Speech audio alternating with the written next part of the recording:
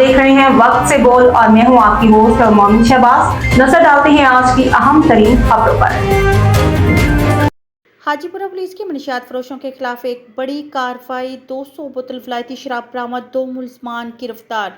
खबर शामिल करते हैं सियालकोट से हमारे नुमाइंदे गुलाम नबी इकबाल की रिपोर्ट के मुताबिक Sialkot STPO city circle Mirza Yusuf Raza की मौजूद निगरानी और खुसूसी हिदायत पर अमल करते हुए SHO थाना हाजीपुरा इंस्पेक्टर गाजी मियां अब्दुल रज़ाक ने अपनी टीम के हमरा मनशियात फरोश अनासिर के खिलाफ एक और कामयाब कार्रवाई की।